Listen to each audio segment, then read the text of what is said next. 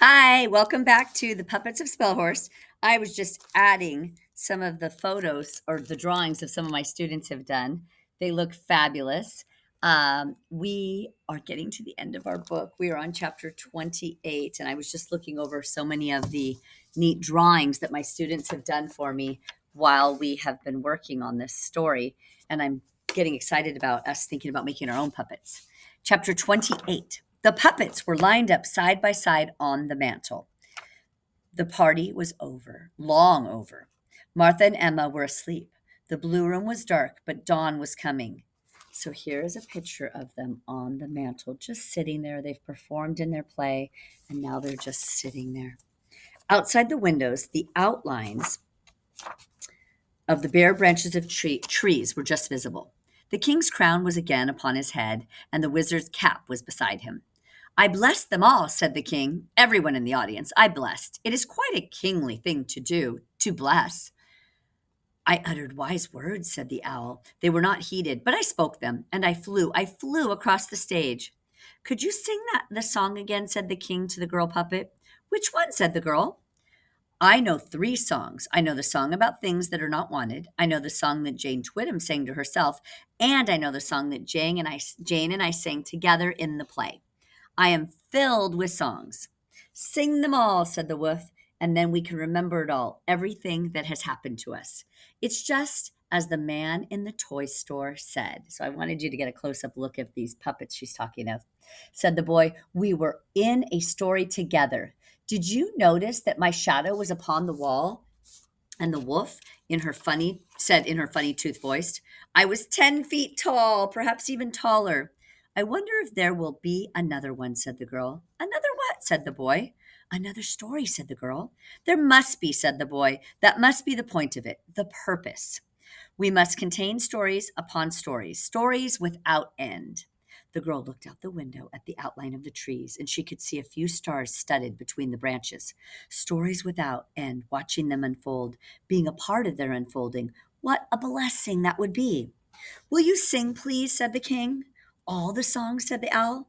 The girl puppet sang until Jane Twittem came to make the fire. So then this is a neat picture of Jane coming. And if you look carefully, she's standing in front of the mantle, just staring at the mantle and looking at those puppets that she sees on the mantle. Except that Jane Twittem did not make the fire. Was not in her serving uniform. Instead, she was in a traveling coat and hat. That's interesting. She stood before the puppets with her hands on her hips. They looked at her, and she looked back at them. Well, nonsense coming and nonsense going, Jane said. Ain't it just? There was a long silence in the blue room. I was thinking, though, about the time in between, said Jane, and how there ain't that much time to waste. Okay, so that's an interesting comment. It's not proper English, so let's listen to it again. And how there ain't that much of it to waste. So time goes by so quickly, so fast. In my classroom, we say time flies when you're having fun. Goes by too soon. Well, there's these little two dots, meaning there's a pause or a break in the action. So Jane Twittem's thinking to herself, when Emma and Martha woke up, the puppets were gone. There was no fire in the fireplace, and the blue room was quiet and cold. In a railway station, and so there's a little space again. I want you to notice so we've gone from up here, and now I'm on the wrong side. I'm sorry. We've gone from up here. Now we're here, and we're talking about the railway station. I want you to see the box that Jane Twittem is sitting on. Do you see what it says on the box right here?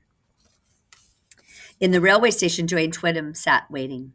At her feet was the trunk with the words Spelhorst written upon it in gold letters. Inside the trunk were the puppets, and with them, too, was the letter the old man, the old sea captain, had written to his long-lost love. And here is the letter.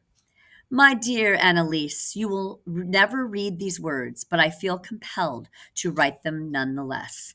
I was wrong. I set out in search of glory and fame to impress you, to impress your parents, and to impress myself.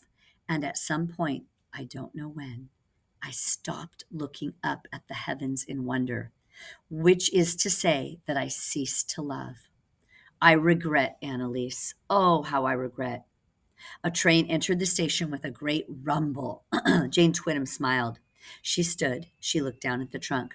Well, then, she said, the moon and the stars and the sun and the great wide world are waiting for us, dearies. We should be off.